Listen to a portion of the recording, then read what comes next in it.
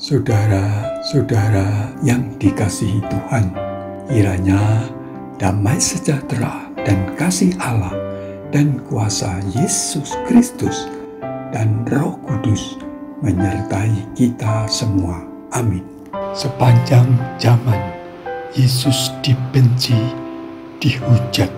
Namun, saudara-saudara terkasih, hal yang tidak bisa diterima oleh banyak orang karena menilai dengan logika sepenuhnya, yaitu sebutan Yesus anak Allah. Orang berkata, kok Tuhan punya anak? Logika, rasio orang itu kalau punya anak ya harus ada istri. Padahal Tuhan Allah yang Maha Kuasa, yang kuasanya melebihi apapun, bahkan di luar logika, di luar akal manusia, tidak mungkin disejajarkan seperti manusia biasa. Logika orang, kalau punya anak ya punya pasangan.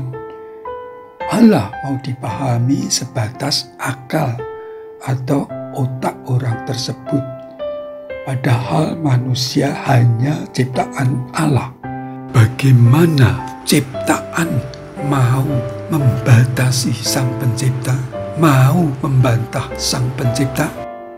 Alkitab mengatakan, dapatkah engkau memahami hakikat Allah, menyelami batas-batas kekuasaan yang maha kuasa, tingginya seperti langit? Apa yang dapat kau lakukan? Dalamnya melebihi dunia orang mati. Apa yang dapat kau ketahui? Ayub 11 ayat 7 dan 8. Mazmur Daud 40 ayat 6 menyatakan, banyaklah yang telah kau lakukan ya Tuhan Allahku, perbuatanmu yang ajaib dan maksudmu untuk kami. Tidak ada yang dapat disejajarkan dengan engkau.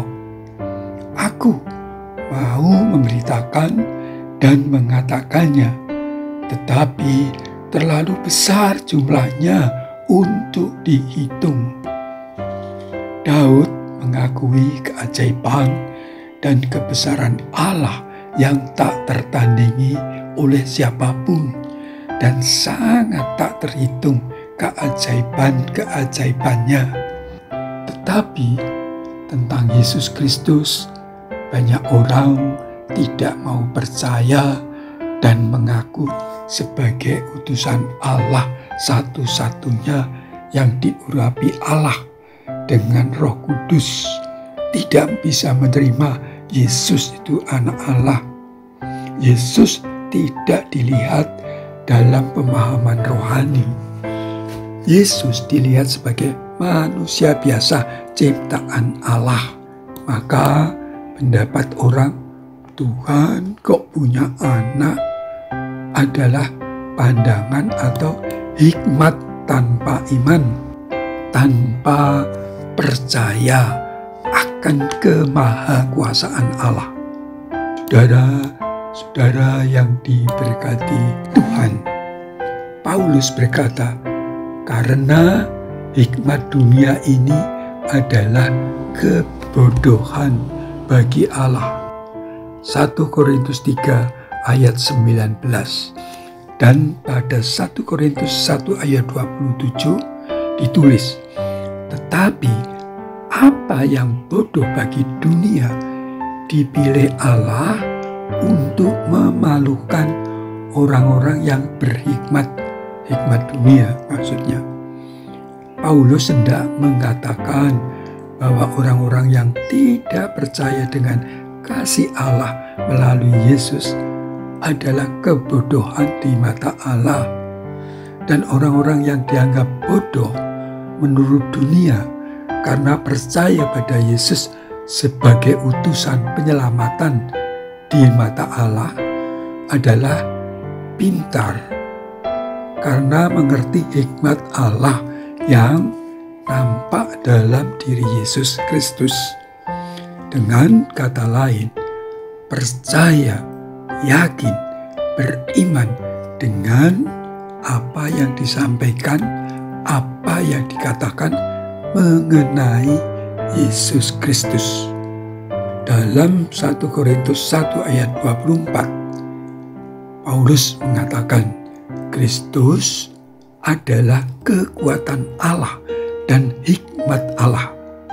Sementara pada 1 Korintus 1 ayat 18 dikatakan, sebab pemberitaan tentang salib memang adalah kebodohan bagi mereka yang akan binasa, tetapi bagi yang diselamatkan, pemberitaan itu adalah kekuatan Allah. Bukankah masih banyak orang yang tidak percaya bahwa Yesus disalib sebagai cara penebusan yang telah ditentukan Allah? Bahkan ada yang menyebut yang disalib bukan Yesus, tetapi orang yang mirip. Ya, penyaliban Yesus Kristus adalah bukti penebusan Allah akan dosa-dosa manusia. Harusnya manusialah yang disalib karena dosa-dosanya, namun telah digantikan Yesus di kayu salib karena kasih Allah yang besar. Melalui salib itu terbuka jalan keselamatan, pembebasan dari kuasa maut. Dan Yesus melalui penyaliban itu telah mengalahkan maut selama 3 hari.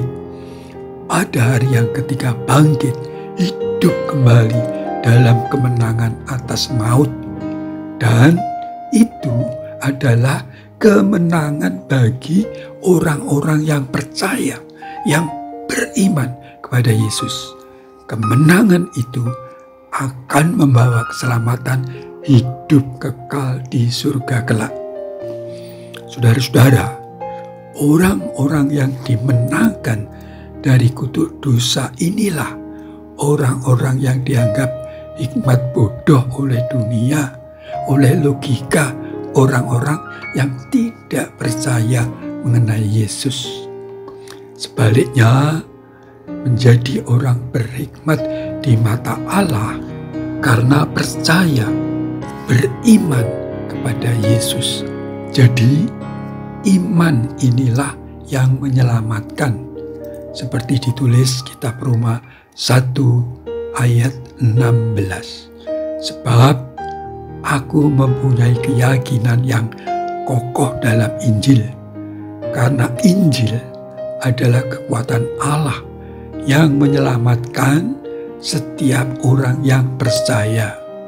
Saudara-saudara yang terkasih, dasar untuk beroleh keselamatan kekal melalui Yesus hanyalah iman, hanyalah percaya, hanyalah yakin pada Yesus Kristus sebagai juru selamat yang telah menebus dosa-dosa orang yang percaya dengan jalan salib sebagai wujud korban suci dan agung dari Yesus Kristus.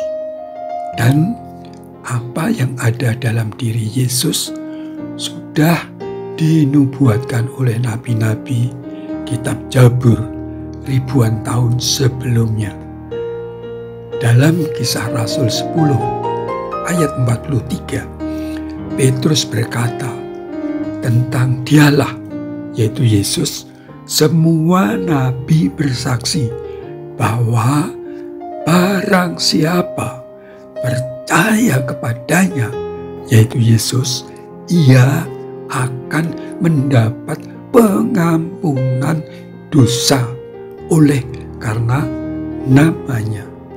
Dalam Kisah Rasul diceritakan kepala penjara di mana Paulus dan Silas dipenjara karena bersaksi tentang Yesus. Pada tengah malam telah terjadi gempa di di penjara, dan kepala penjara itu ketakutan kalau ia akan dihukum bila sampai para narapidana lari. Ia tersungkur di depan Paulus dan Silas berkata, "Tuhan, Tuhan, apakah yang harus aku perbuat supaya aku selamat?" Jawab mereka, "Percayalah kepada Tuhan Yesus Kristus, dan engkau akan selamat, engkau dan seisi rumahmu." Kisah Rasul 16 ayat 30 dan 31. Ayat 34 mengatakan, "Dan ia sangat bergembira bahwa ia dan seisi rumahnya telah menjadi percaya kepada Allah, telah menerima Yesus." Artinya percaya kepada Juru Selamat Yesus Kristus. Petrus dan Yohanes dalam kesaksiannya di hadapan Mahkamah Agama Yahudi berkata, "Dan keselamatan tidak ada di dalam siapapun juga selain di dalam Dia, yaitu Yesus. Sebab di bawah kolong langit ini tidak ada nama lain yang diberikan kepada manusia yang olehnya kita dapat diselamatkan." Kisah Rasul 4 ayat 12. Saudara-saudara yang dikasihi Tuhan, sangat nyata dan jelas bahwa keselamatan manusia setelah mati hanya melalui kuasa Yesus Kristus, melalui penebusan di kayu salib. Penebusan itulah karya Allah yang sudah ditetapkan sejak zaman nabi-nabi. Allah tidak memaksa. Yesus tidak memaksa untuk percaya padanya. Sepanjang zaman, Yesus dibenci, dihujat, dihina. Namun, ada konsekuensi, ada akibat dari tindakan tersebut bagi orang yang melakukan kebencian, penghujatan, penghinaan, tidak percaya atas keselamatan melalui Yesus. Konsekuensinya yaitu tidak diselamatkan. Ya, tidak akan diselamatkan. Puji nama Tuhan. Amin.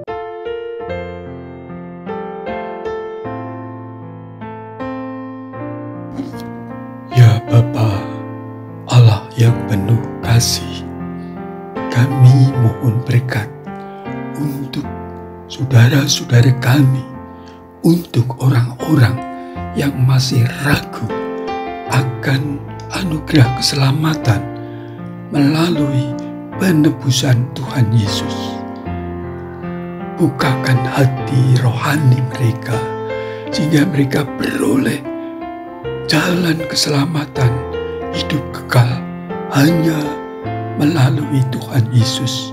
Sebab Tuhan Yesus adalah jalan dan kebenaran dan hidup. Tidak seorang pun sampai kepada Bapa, kepada Tuhan, kalau tidak melalui Tuhan Yesus. Yohanes 14 ayat 6. Tuhan, kasihanilah mereka yang bingung, yang bimbang menentukan jalan keselamatan yang adalah hanya melalui penebusan di kayu salib, melalui darah Tuhan Yesus. Kami memohon, berkatilah mereka supaya merasakan terang dari Bapa, dari Roh Kudus, sehingga tergerakkan rohaninya untuk datang kepada Tuhan Yesus, sehingga beroleh keselamatan, damai yang abadi kelak di dalam kerajaan surga. Bapa, kami berdoa untuk saudara-saudara kami yang mengalami berbagai pergumulan, yang mencari pekerjaan, yang berwirausaha, yang merindukan menemukan pasangan hidupnya, jodohnya, pertemukanlah agar boleh membangun rumah tangga yang bersandar kepada kasih Allah, penuh sukacita dan syukur. Berkati saudara-saudara kami yang merindukan mempunyai momongan, mempunyai keturunan. Berkatilah Bapa supaya membawa sukacita, kegirangan di rumah tangganya. Kami berdoa Bapa untuk saudara-saudara kami yang sakit, sembuhkan melalui perawatan, pengobatan yang dilakukan. Biarlah kuasa Bapa menyertai, memberkati sehingga boleh sembuh dan pulih. Tuhan, kami berdoa untuk mereka yang berduka cita, hiburkan, kuatkan mereka melalui kasih Bapa. Juga mereka yang mengalami berbagai pergumulan dalam kehidupan di dunia ini, kuatkan mereka, terangi mereka untuk melihat terang Tuhan, sehingga mereka datang kepada Tuhan dan mendapat kekuatan baru untuk mengatasi setiap persoalannya oleh karena kasih Tuhan. Tuhan, ampunilah segala dosa dan salah kami. Kami mau serahkan kehidupan kami ke tangan Tuhan semata-mata, dan biarlah Tuhan sendiri yang menuntun kami, menguatkan kami, terlebih saat kami mengalami berbagai pergumulan yang terasa berat. Beri kekuatan terus bersandar pada Bapa, terus mencari kekuatan dan pemecahan melalui kasih Bapa. Dalam nama Tuhan Yesus, amin.